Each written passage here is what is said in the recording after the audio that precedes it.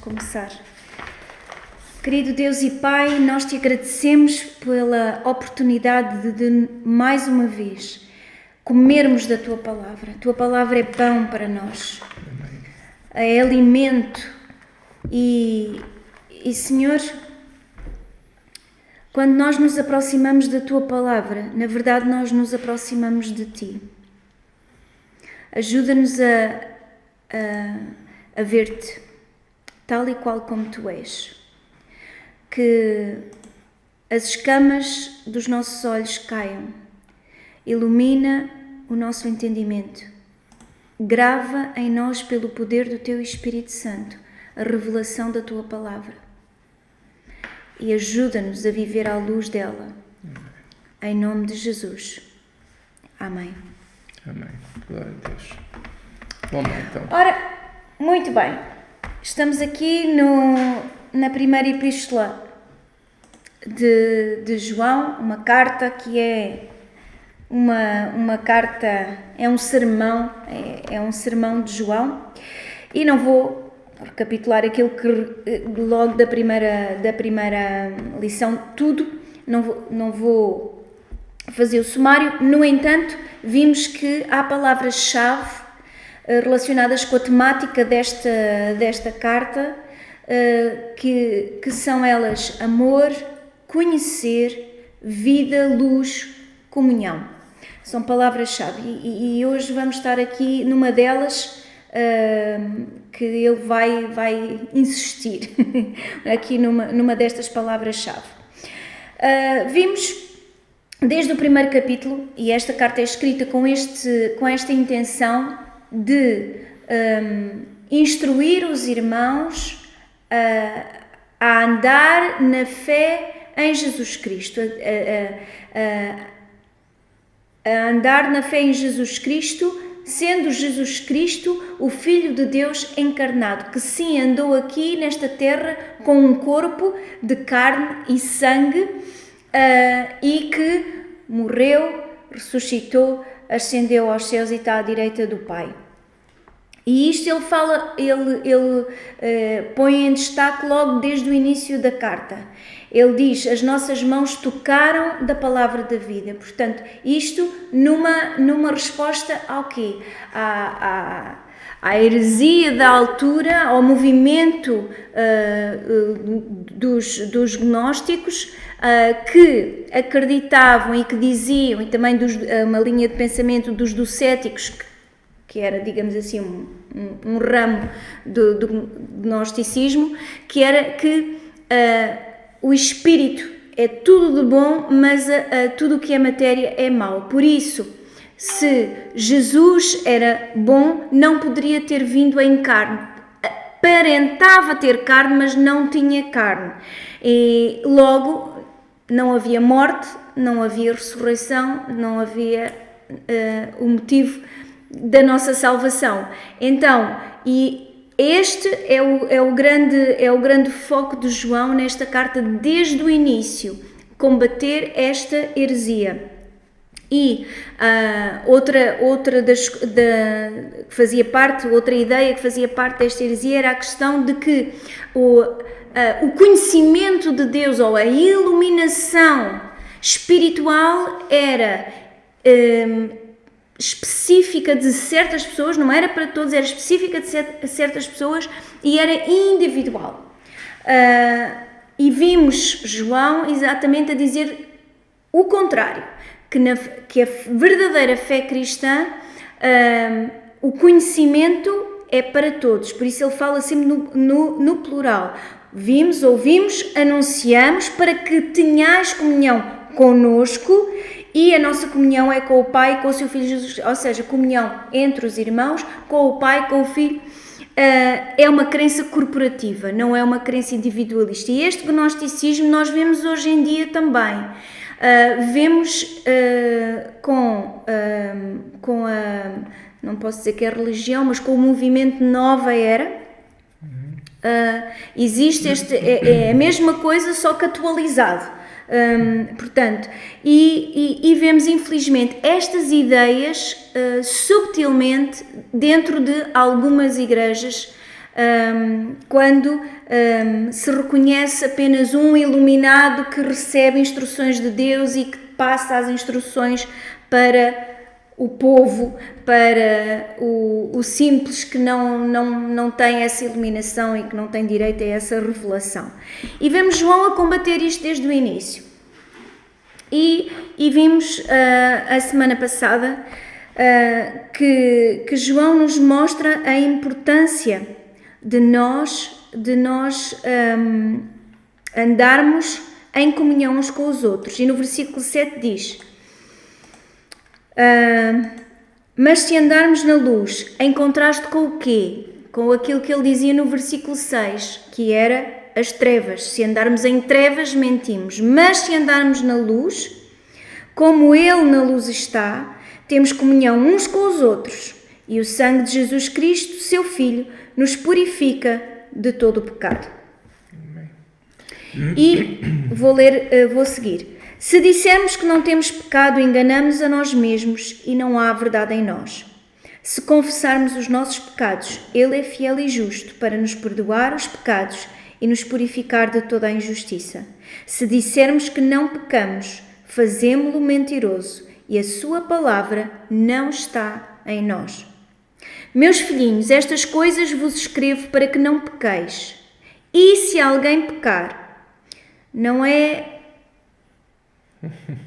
E se alguém pecar, temos um advogado, isto é quase como dizer, quando vocês pecarem, porque se nós dissermos que não pecamos, estamos a mentir, e se alguém pecar, temos um advogado para com o Pai, Jesus Cristo, o justo.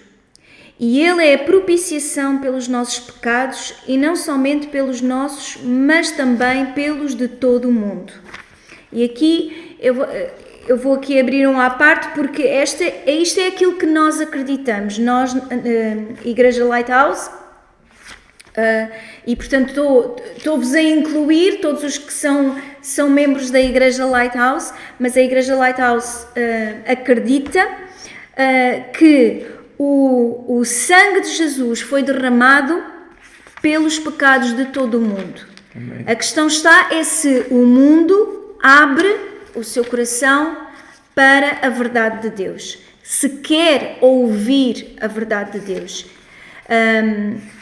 E sabemos que não será assim, infelizmente, mas compete-nos a nós falar esta palavra de esperança, esta palavra de reconciliação, como disse Paulo em Coríntios, não é? Que Deus colocou em nós a palavra da reconciliação.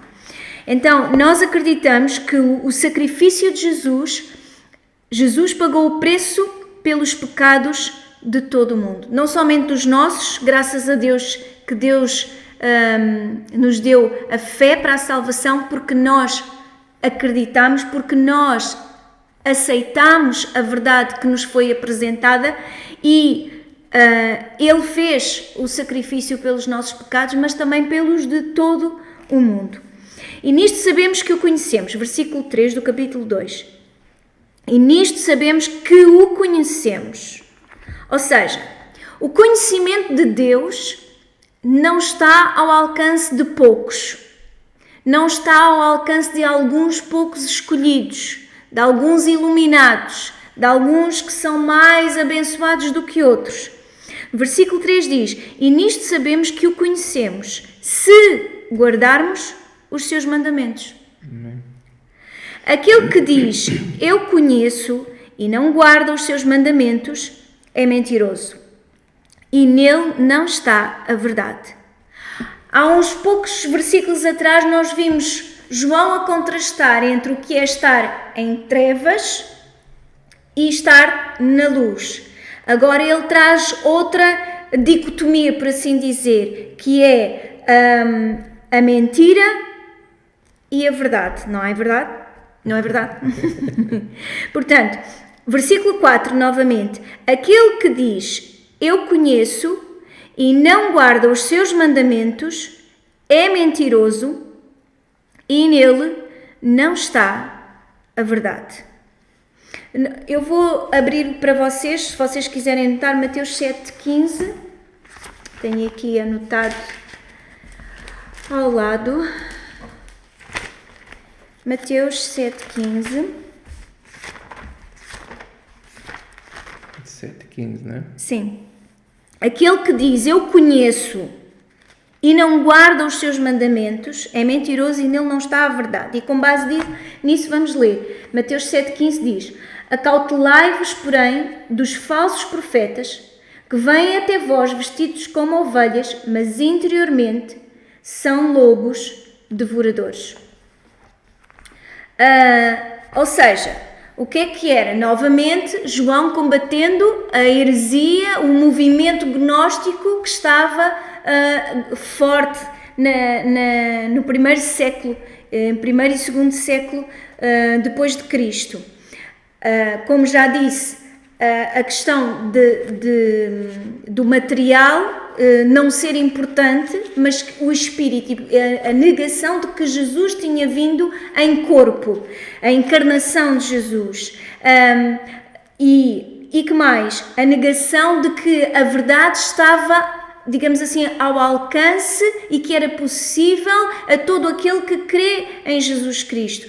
O conhecimento de Deus não é reservado para alguns, mas para todos.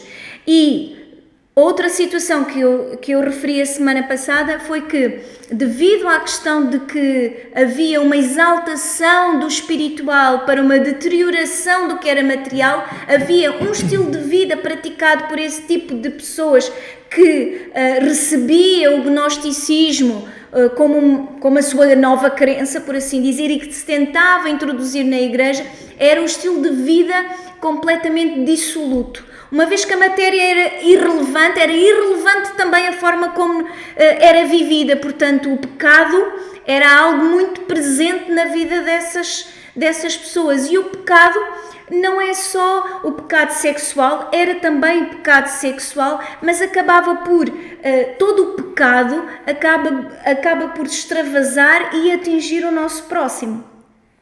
Porque quando eu minto, eu não minto só para mim, eu minto também a alguém e esse alguém é prejudicado.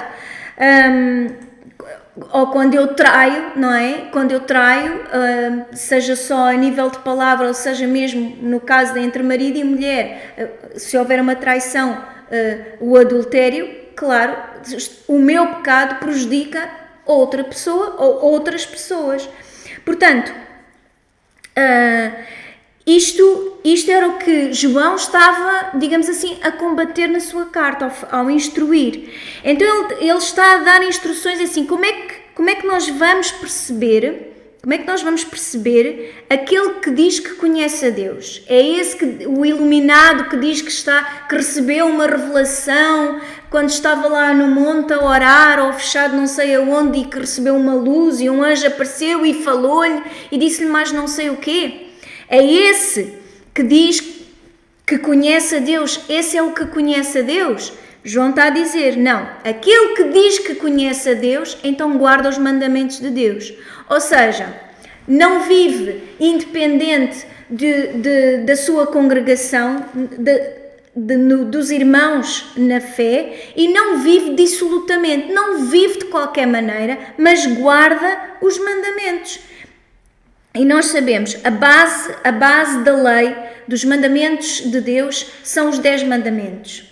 Ok? São os 10 mandamentos. Portanto, é isto que João está a falar. Se aquele que diz, eu conheço e não guarda os seus mandamentos, é mentiroso. E nele não está a verdade. Portanto, este discípulo, apóstolo do amor, está-nos a dizer aqui, com todas as letras, que quem não obedece, que quem não faz aquilo que Deus diz, não, na verdade é mentiroso porque não conhece a Deus. Porque quem conhece a Deus faz o que ele diz. Exato. Não é? Diz. Não, eu gostava de reforçar, eu acho que esse ponto é muito importante. Se pudéssemos abrir no instante aí em Lucas capítulo 13, Lucas 13, é o mesmo que em Mateus 7, é a mesma passagem. O contexto é o mesmo, só que aqui em Lucas esclarece, Lucas 13, versículo 26. Lucas esclarece ainda mais as palavras de Jesus de Mateus.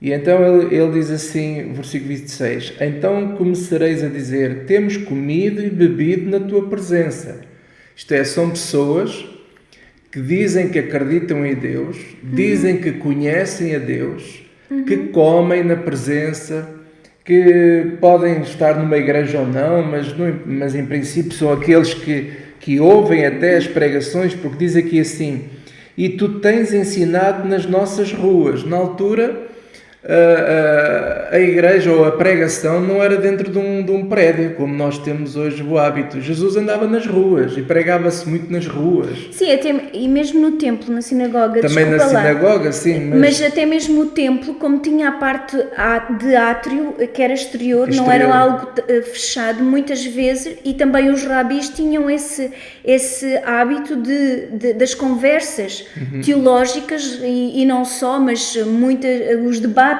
teológicos das suas interpretações da lei eram feitas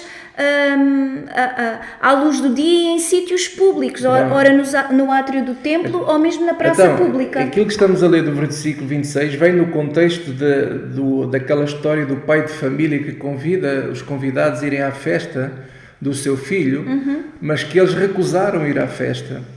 E então o chefe mandou depois ir buscar todos aqueles que eram pobres, que andavam na rua, mancos, coxos, cegos, enfim, vieram todos à festa. Depois diz que a porta da festa fechou-se. E então vieram bater à porta, né? Então, mas nós queremos entrar. E Jesus diz assim: então começareis a dizer, nesse dia, as pessoas vão dizer: temos comido e bebido na tua presença. E tu tens ensinado nas nossas ruas. E ele vos responderá. Olha o que é que ele responde: digo-vos que não sei de onde vós sois. Apartai-vos de mim, vós todos que praticais a iniquidade. E ali haverá choro, ranger de dentes, quando vires Abraão, Isaque e Jacó, todos os profetas no reino de Deus, e vós lançados fora. E é incrível que as pessoas vão ver Moisés, vão ver Abraão, vão ver as pessoas do outro lado, mas não vão poder entrar. Não vão poder entrar na festa. Porquê? Porque não basta dizer eu conheço a Deus. Não basta dizer eu ouço muitas pregações. Eu estou sempre a ouvir falar de Jesus. Não basta dizer isso. Nós precisamos de viver o Evangelho. É isso que João está a dizer. Praticar os mandamentos. A base dos mandamentos são os 10 mandamentos, em que Jesus resume em 2. Ele diz que se vocês praticarem estes 2 mandamentos, amar a Deus acima de todas as coisas e depois amar o próximo como a ti mesmo, resumimos a lei toda, porque se eu amar a Deus, vou honrá-lo, vou ouvir o que ele tem para dizer e vou seguir os conselhos dele. E amar o próximo também é muito importante, porque é no amor, e nós vamos ver ao longo das cartas, que ele reforça muito esta parte do amor, da prática do amor. Porque se eu digo que eu amo a Deus e não amo o meu irmão que vejo, eu sou mentiroso. Então, não vale dizer, e eu já várias vezes tenho dito da igreja, o mais importante não é você conhecer Jesus, é Jesus conhecer você. Isso é o mais importante de tudo. Esse tornou-se o alvo da minha vida, que Jesus me conheça e que chame pelo meu nome. Mas pronto, era só um reforçozinho.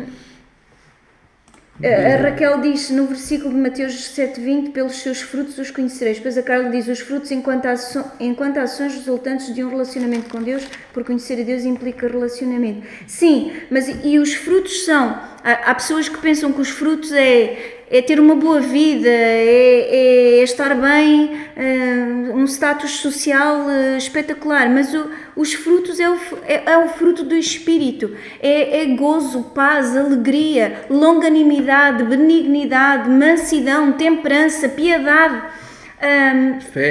fé, amor. Portanto, é impossível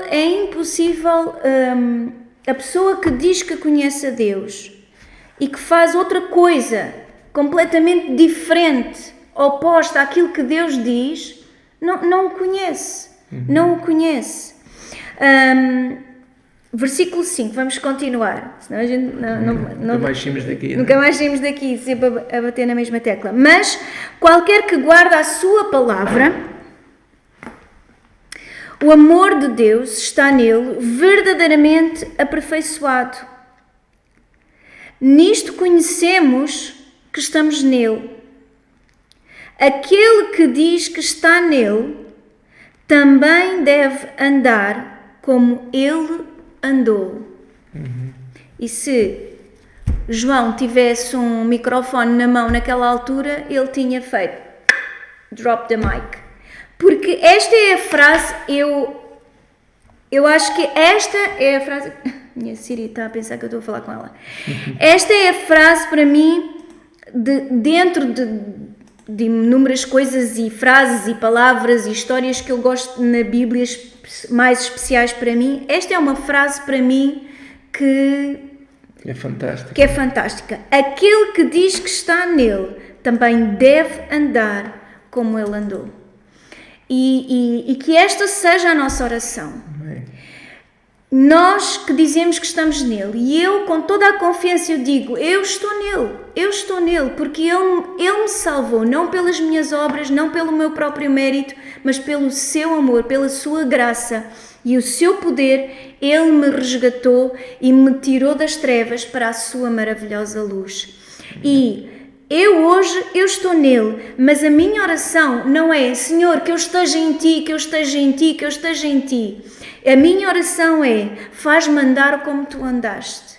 Faz-me andar como tu andaste. Porque eu estou nele. Eu já estou nele. Agora eu que tenho de querer é andar como ele andou. Porque é uma impossibilidade nós estarmos nele e não queremos andar como ele andou. Porque se nós não quisermos andar, se nós não quisermos perdoar, se nós não quisermos amar, se nós não quisermos fazer o bem, se nós não quisermos servir o nosso próximo, na verdade nós não estamos nele.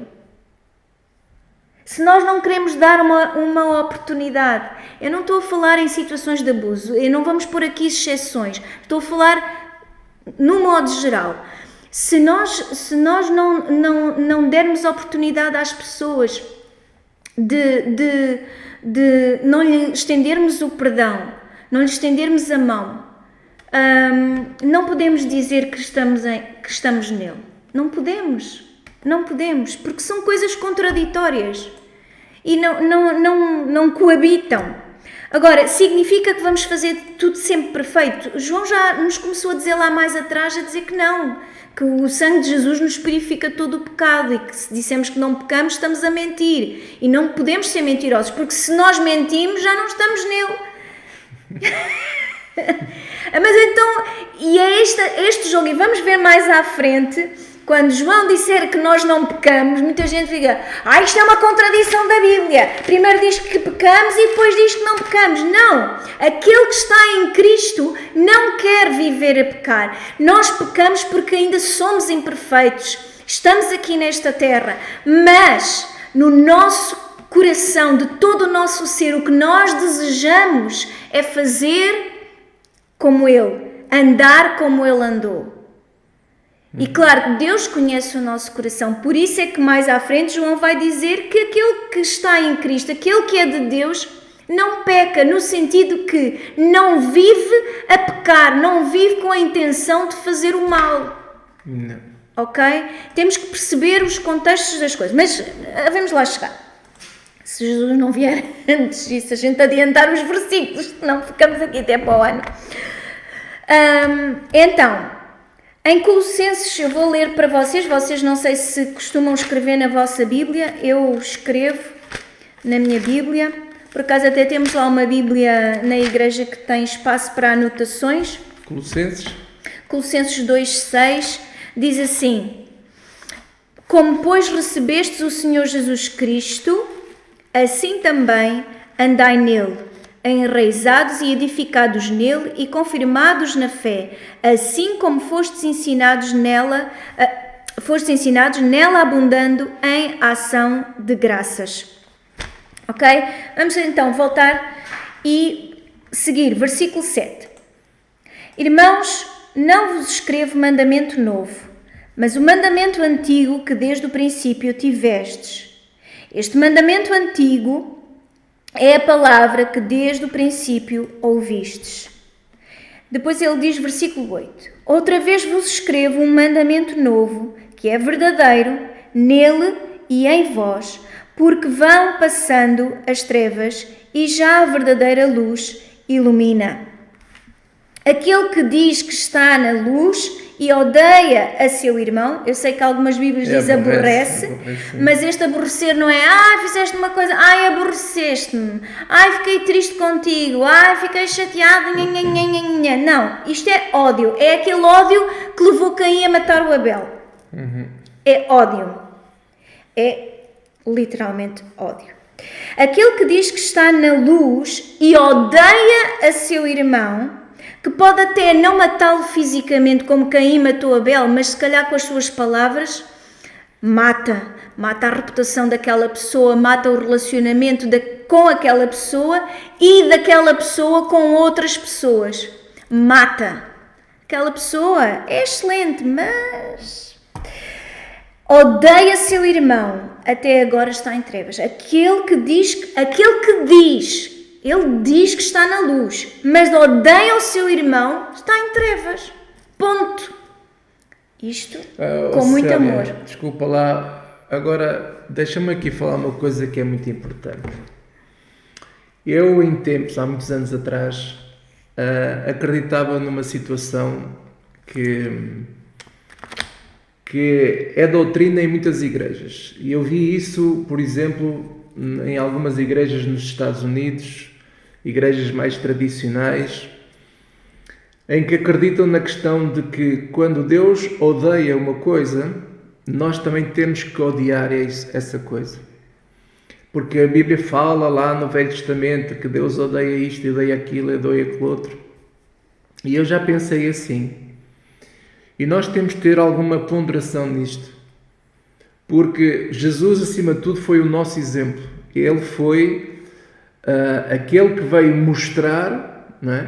Ele veio mostrar o que é correto, o que é mais correto. E eu nunca vi Jesus a ter nenhum sentimento de ódio por ninguém. Até mesmo quando ele expulsou os cambistas do templo, não foi por ódio. Ele estava triste, estava aborrecido. Foi por zelo da mas casa foi de por Deus. por zelo que ele fez o que fez. E nunca por ódio. Nunca Jesus desejou matar ninguém. Nunca. Você nunca vê isso em Jesus. E às vezes este tipo de doutrina pode nos levar em erro de então se Deus odeia o pecado, então todos aqueles que pecam temos que odiar. Bem, não é nada disso. Se Deus odeia aquele tipo de pessoas que cometem aquele tipo de pecado, eu também odeio. E nós estamos a ver que temos de ter alguma ponderação nisto, porque uma coisa é o zelo por nós honrarmos ao Senhor e outra coisa é sermos dominados pelo ódio.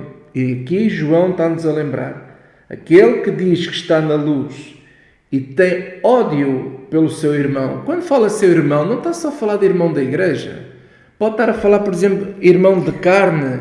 Pode estar a falar de um ser humano. É o próximo, é um ser humano. As pessoas são seres humanos.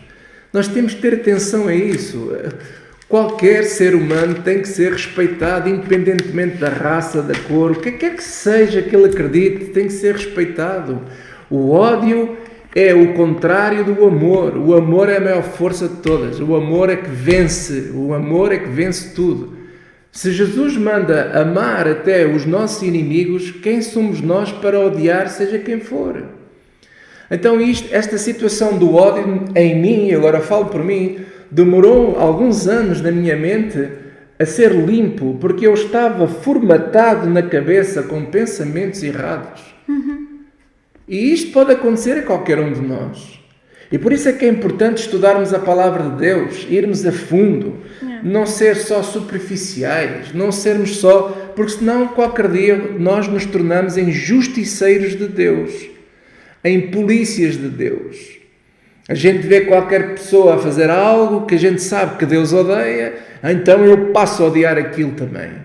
Não, nós temos que odiar a prática do pecado. Sim, odiar no sentido...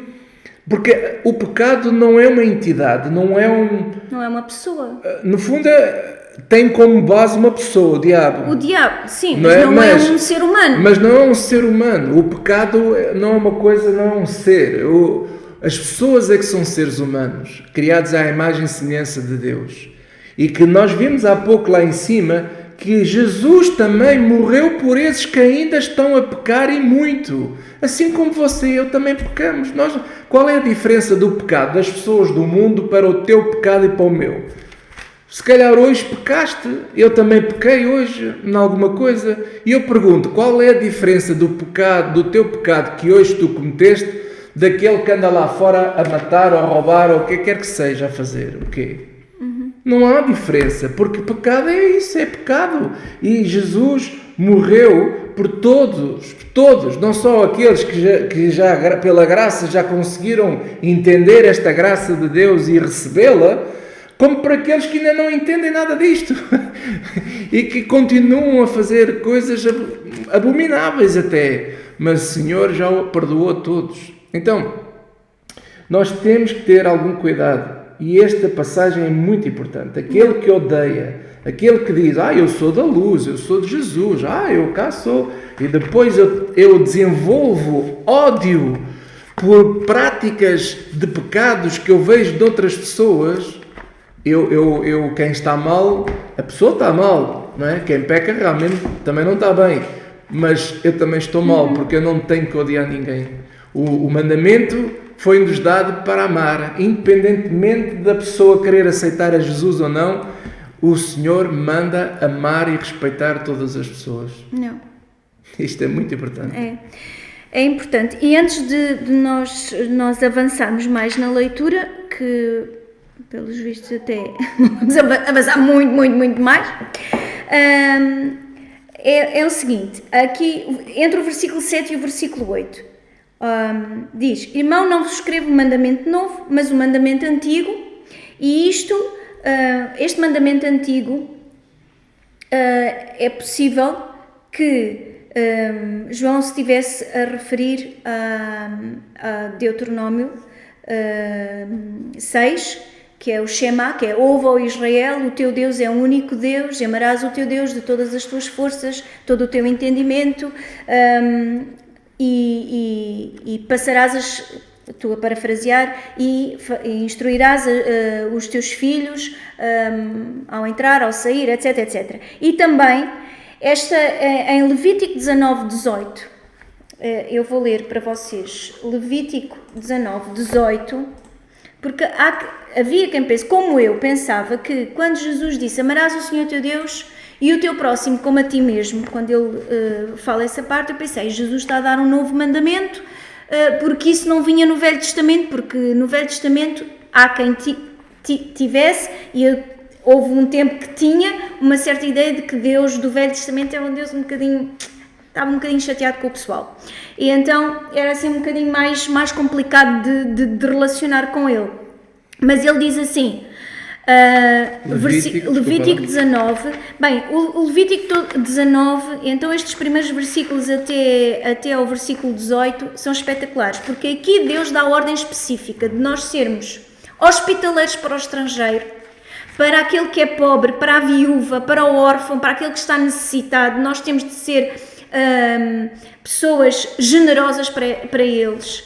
Também fala acerca de não roubar, não mentir, não ser falso, cada um para o seu próximo, não ser falso, não jurar em falso, não oprimir o nosso próximo, não roubar. E depois diz, não amaldiçoar ao surdo, não pôr tropeço diante do cego, e isto fala literalmente e até metaforicamente, não serás injusto, não farás mal ao pobre, para honrares aquele que tem riqueza. E depois diz assim no versículo 17, não odiarás a teu irmão no teu coração. No teu coração, não odiarás o teu irmão no teu coração, não deixarás de repreender o teu próximo e por causa dele não sofrerás pecado. Ou seja, nós temos de repreender o nosso próximo no sentido quando ele está mal e nós temos que alertar. O nós vermos alguém fazer algo errado e nós não alertarmos significa simplesmente que nós não amamos aquela pessoa. Ponto. Yeah.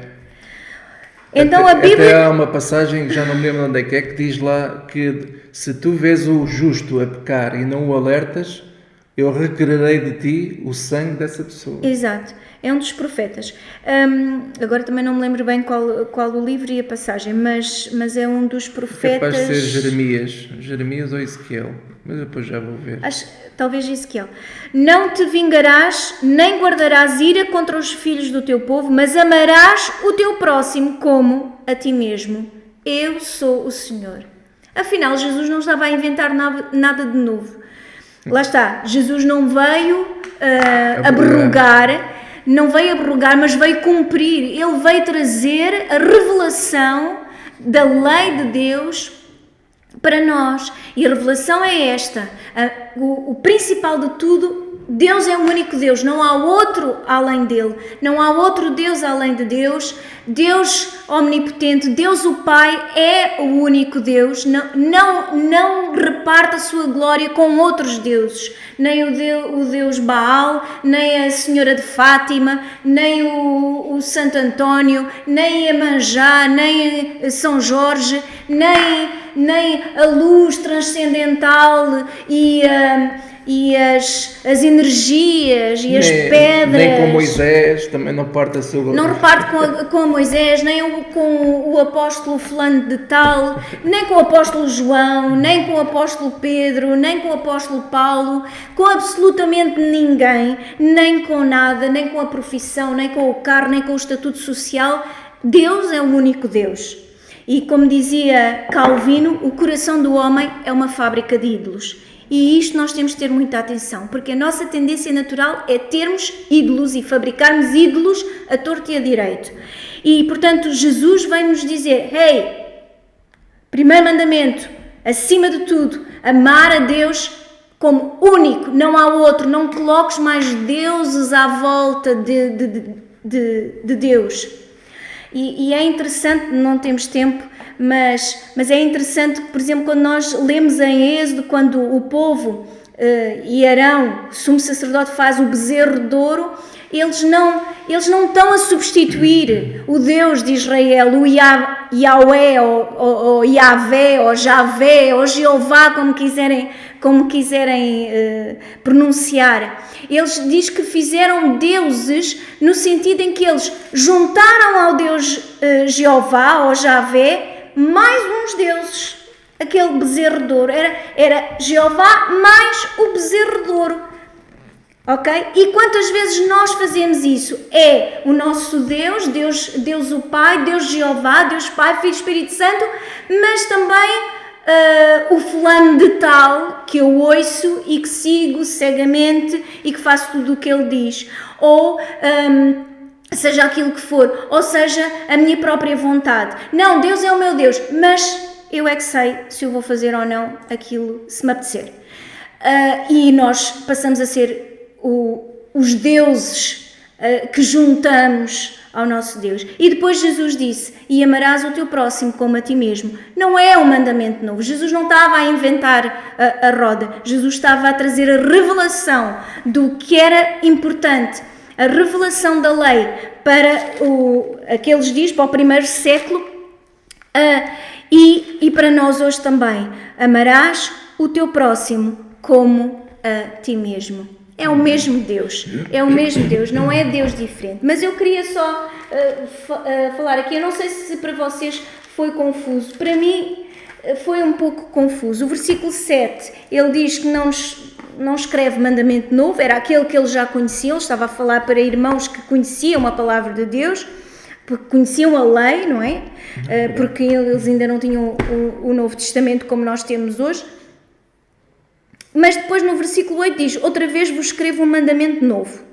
E eu disse, mas afinal, não está a escrever mandamento novo? Ou está a escrever mandamento novo? Ó João, em que é que ficamos?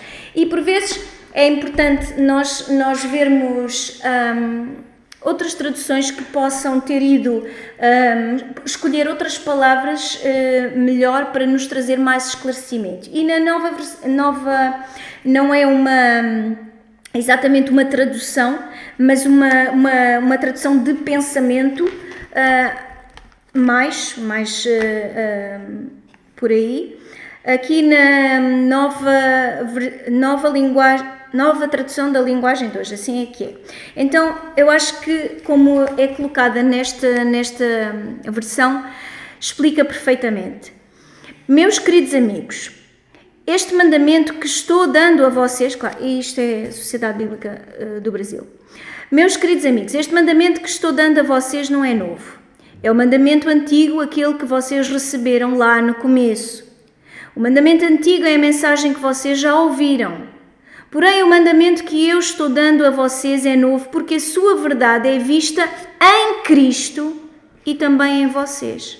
Pois a escuridão está passando e já está brilhando a verdadeira luz. Ou seja, a mesma coisa que eles ouviram no Velho Testamento, agora é novo em Cristo. Porquê? Porque não é algo apenas de fazer aquilo que é exterior, mas é uma mudança interior, porque em Cristo não há apenas um cumprimento de regras, mas há uma mudança interior. E à luz de Cristo, como o meu marido gosta de utilizar, que Jesus é a chave hermenêutica, à luz de Cristo é como se fosse algo novo, ok? Para mim foi esclarecedor, digam-me vocês até aqui. Até porque em Colossenses 2:9 diz, porque nele habita, em Cristo, nele habita corporalmente toda a plenitude da divindade. E também Colossenses 1, versículo 19 diz, porque foi do agrado do Pai que toda a plenitude nele habitasse. Então foi tudo transferido para Cristo. Cristo é o autor, o consumador absolutamente de tudo. E o João usa esta linguagem quando ele transfere este mandamento que é antigo para um novo mandamento em Cristo.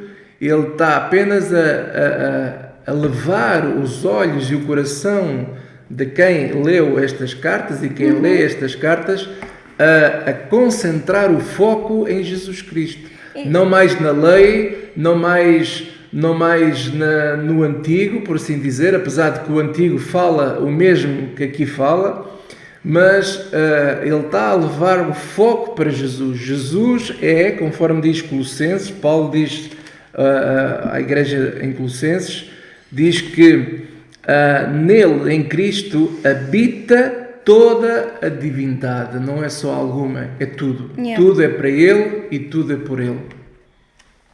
E portanto, exato, Carla, é isso, é esclarecedor, mas é importante percebermos isto, que não há qualquer contradição. Eles conheciam o Velho Testamento, conheciam todos os mandamentos, a base, digamos assim, tinha os 10 mandamentos, mais 613 leis, mais as milhentas leis que os fariseus e os saduceus tinham inventado à volta dessas 613 leis. Portanto, era muita coisa, mas há um digamos assim, um núcleo duro. Os 10 mandamentos, as leis de Deus são baseadas no quê? Naquilo que depois Jesus disse, amarás a Deus e amarás o teu próximo como a ti mesmo.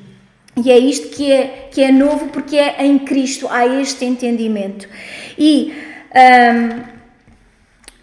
deixa-me só ver aqui.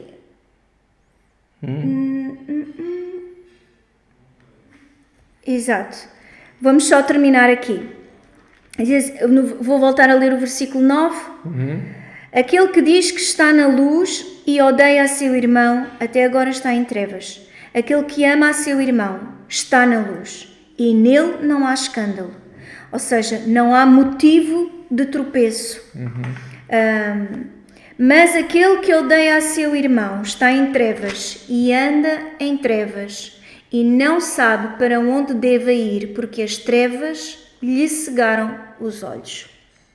Vamos só parar por aqui, que estamos a chegar quase às 10, e no estudo que já tinha feito no livro. Este é um estudo, foi traduzido por certas...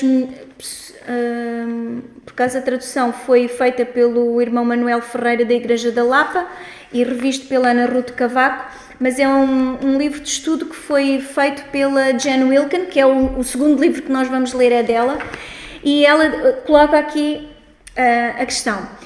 João usa o termo agape para amor durante esta leitura. É definido como uma atitude inteligente e intencional de estima e devoção, uma atitude não egoísta, intencional e orientada para fora, que deseja fazer o bem àquele que é amado. Tendo esta definição do que é o amor ágape ou agape, que depois eu vou escrever aí no WhatsApp para quem quiser, à luz desta definição, ela pergunta como é que tu defines o ódio. Então, à luz desta definição, eu escrevi: em vez de ser uma atitude inteligente e intencional de estima e devoção, é uma atitude estúpida, desrespeitosa e intencional de desprezo e desapego total. Atitude egoísta e direcionada para dentro, que deseja fazer o bem só a si próprio e fazer o mal ao próximo. Deseja fazer mal àquele que é odiado. Isto é à luz desta definição de amor, ágape, é a minha definição de ódio. É uma atitude estúpida e intencional de desprezo e desapego total, atitude egoísta e direcionada para dentro, que deseja fazer o bem só a si próprio e fazer o mal ao próximo, que deseja fazer mal àquele que é odiado por si. Isto é o contrário do amor. E temos de estar alerta para que o nosso coração enganoso não nos leve por esse caminho, mas aquele que diz que está nele, aquele que diz que está em Jesus, ande como ele andou, que possamos andar como ele andou. Amém. Glória a Deus, irmãos, quão importante tem sido este ensino. Eu gostava só de ler para vocês o livro... Desculpa lá, a Vanessa tinha posto aqui aquela passagem, está aí realmente em Ezequiel, no capítulo 3, versículo 20. A tal passagem, sim. Exatamente, e a Veva... A Veva diz, não é um mandamento novo, já o conheciam, mas em Cristo torna-se um novo e vivo caminho, como diz Hebreus 10, 20, tudo consumado nele.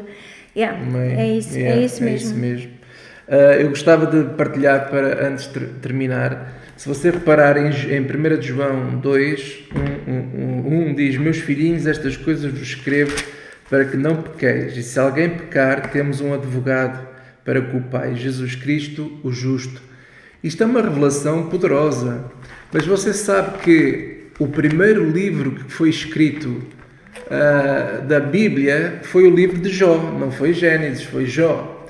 E Jó, no capítulo 16, versículo 19, já ele tinha esta revelação de que Jesus era o advogado dele para o defender naquela grande tribulação que ele estava a passar. E diz assim, Jó 16, versículo 19, eis que também agora está a minha testemunha no céu e o meu fiador nas alturas. Glória a Deus.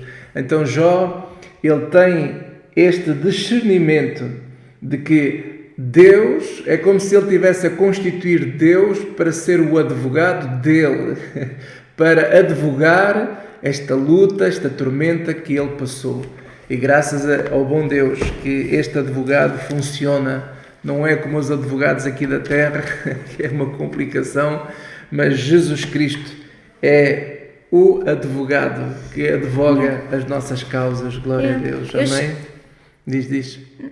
Eu tinha escrito aqui em relação a esta coisa do mandamento e do relacionamento.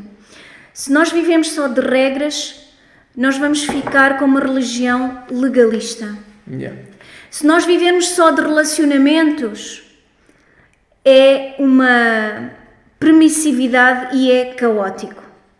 Mas o cristianismo é relacionamento com alegria e por isso guardamos os mandamentos. Amém. Glória a Deus. E pronto, meus amados, nós vamos orar antes de fechar a sessão. Mais uma vez vou orar pela igreja toda, por todos vocês e claro, quero orar em especial esta noite pela nossa irmã Ana Mesquita e acreditamos que ela está a recuperar bem suas forças, o seu corpo em nome de Jesus Cristo. Ó Pai, no nome de Jesus Cristo queremos agradecer de todo o nosso coração pelo ensino da Tua Palavra. E se nós te pedimos que continues a ajudar-nos, Senhor, livra-nos da tentação do mal e cuida de cada irmão, cada família da nossa igreja, cuida dos nossos amigos também, mesmo todos, Senhor, todos aqueles que não são da igreja, mas que têm-nos como amigos, que estão juntos de coração também, que Tu possas abençoá-los a todos. E em especial, Senhor, oramos pela irmã Ana Mesquita, Senhor, nós te pedimos a Tua graça, a Tua força, a Tua cura para o seu corpo, em nome de Jesus Cristo. E todos digam comigo, amém e amém. Glória a Deus. Deus abençoe todos, meus amados. Não se esqueçam, para aqueles que vêm domingo, façam as vossas reservas, está bem? Ainda há alguns lugares. Esta semana temos tido bastantes reservas. Vamos ter também pessoas novas na igreja este domingo. Deus vos abençoe, um beijinho para todos e portem-se bem. Glória a Deus. Vou aqui então fechar a sessão.